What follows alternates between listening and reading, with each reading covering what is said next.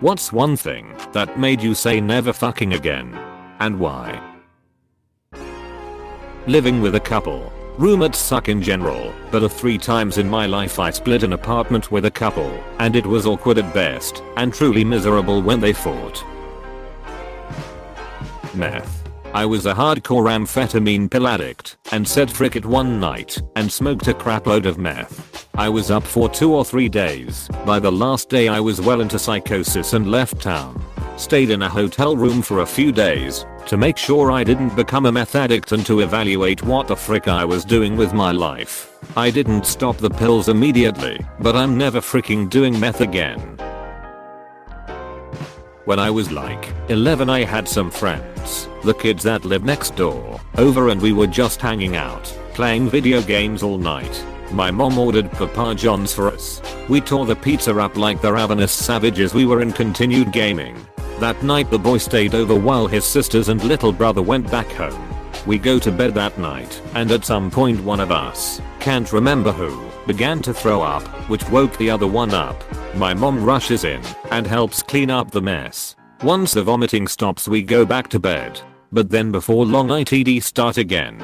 Just like before. Sometimes I was first, sometimes it was him. Sometimes we could get to the bathroom on time, sometimes we couldn't. My mother, the saint of a woman she is, cleaned up all of that vomit. Apparently things were no better at their house. To this day some 15 years later I refuse to eat Papa John's. I'm sure it was just a one-time thing, but once was enough. My ex. We were giving long distance a shot. It was an on and off relationship for like 3 years. I traveled 18 hours to see him, only to find out he had been cheating on me and no one from his circle even knew I existed. I cried for a straight 18-hour bus ride back home. Never freaking again. Getting an endometrial biopsy. Worst pain of my life. If I ever get cancer they can just take the whole damn uterus out. I'm not going through that again without anesthesia. Yesterday I was in a hurry and not being very safe and put a 1/4 inch drill bit through my hand. Could have been 100% avoided by taking even the slightest of safety precautions, but I was frustrated and rushing to finish. Never again will I not take the simple moment to do it correctly. Alcohol and cocaine. Almost ruined my life. Started drinking at 16, started doing coke at 26, and took till I was damn near 41 to quit. Dumped my last baggie of blowout beside my garage 23 years ago, and haven't touched the crap since. Making friends with people, because you feel bad for them. Be nice but no more than that is required. Pity is no reason to start a friendship and it never turns out well, neither for them nor for you. Hanging out with someone who's a self-admitted asshole. He proved himself right. Purchased a bag of 150 mint Mentos as a study snack. Got stuck into an assignment and somehow ate the entire bag over a 12-hour period. Next day my partner and I walked our dogs down to a cafe. Stomach becomes sore while we drink our coffee. I look to the toilet, but it's a busy cafe with a single toilet. Figure I'll just wait to do my business back home. About a half-hour walk away. As we start walking back I begin to sweat. Cramps become unbearable. Give my partner the dog lead and tell her I need to run.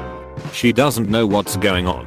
I start sprinting, which then makes the stomach cramps so much worse. Realize I'm not going to make it. Almost crying from the stomach cramps. See a bush. Can't hold it. Pull pants down.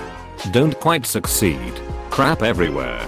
Bush isn't concealed. Other dog walkers walk past and dog runs up. Mortified.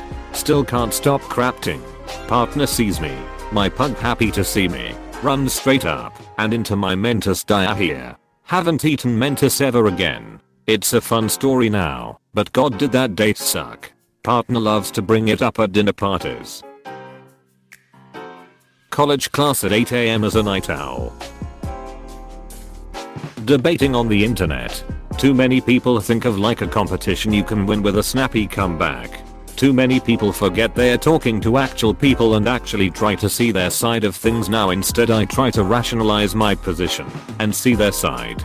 The only problem is I still end up arguing with people who are just there to mock me or to make snappy comebacks. Peppermint essential oil. Why? My darling spouse read online you could use it on lady bits to provide a tingling sensation. Decided to do so to me. Didn't read the bit about majorly diluting it first. The result? The sensation of 1000 fire ants biting my most intimate parts while simultaneously being submerged in lava. And since it's an oil, washing it off did jack crap. I sobbed in a half full bathtub whilst rubbing my clit with a towel, doused in vegetable oil. The remedy, according to the internet. 0/10 do not recommend, never again. Working retail. I think it's something every young person should do once. People suck, especially with our bullcrap culture of the customer is always right.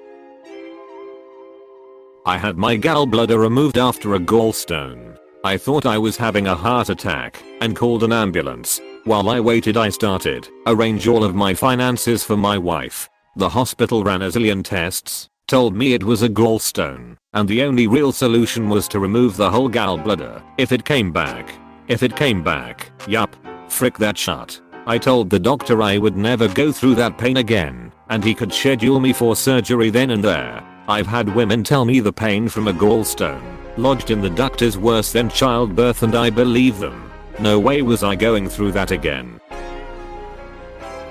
Attempting to catch my dog's crap in the bag rather than picking it up from the ground seemed like a good idea. Dog sharted up my arm.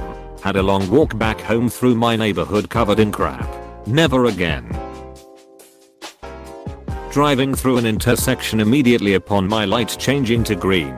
Some asshole ran a red one day and almost T-boned me on the driver's side.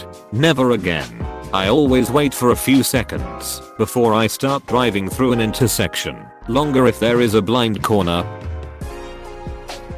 Amniocentesis. Having a giant needle stuck through my pregnant belly and being dug around to get a sample triggered my fight/flight, and I was sweating so much from the intensity. I didn't watch while they did it, but my mother-in-law was there and started crying while they were digging around. She held my hand, looked at me with tears in her eyes, and tried to calmly say it's okay, you're okay. I still have nightmares about it 10 years later. Introducing a friend to another one. Have fun being third-wheeled. Open up my home to help someone. She ended up being a manipulative, miserable cuss of a person who made my and my children's lives miserable. My husband, now ex, refused to see beyond her vagina and ignored his own kids' pleas for help. Kids and I moved out, and he's now miserable and alone with no relationship with his kids. Cunt left him at the first sign of his financial troubles. Extending an olive branch to my father to make peace with him. As a child, he didn't want to know me, but I knew even then that the time would come when I would be an adult and he would want to get to know me. I tried repeatedly as I was growing to find common ground, stability, freaking anything with him. I tried adopting his interests, talking to him about things he gave a crap about. I tried involving him with things I was passionate about. Well, sure enough, as an adult, now that he's retired and his health isn't what it used to be, he wants to get to know me. Get fucked, cunt. There is no way in hell I'm letting him into any part of my life to frick it up some more. 20 freaking years. He had 20 fucking years to get to know me until I moved away and got him out of my life. I'm good without you, bro. Getting back together with an ex. If it didn't work out the first time, it's likely that it won't the second time either. Especially if that person/relationship was toxic to begin with. I took a psych medication that shouldn't have been on the market. What with its controversial history, it was definitely not right for me. It blocked and destroyed just about all of my dopamine receptors. As someone who'd never suffered from depression or anxiety in my life until that point, I would literally rather burn alive than go through this last year again. Complete lack of interest in being alive is way worse than anything else. It's been 332 days, and though the worst of the severe depression and anxiety is over, I'm never going to be the same. It crushed my will to live for a long time, and I almost died in the hospital. For months I kept breathing and eating, each hour feeling like an agonizing day. If it wasn't for my wife, I'd be dead. 100%. I quit that medication cold turkey, and I guess you aren't supposed to do that. Apparently it's significantly harder to recover coming off of that stuff than hard drugs, because it does what they do, only in full. The difference being that I wasn't addicted to those pills. Thankfully, not how that works. Overall, the recovery process for the stuff to leave my brain took about 300 days, and now for the D2 receptors to be fully healed takes another 290 days after that.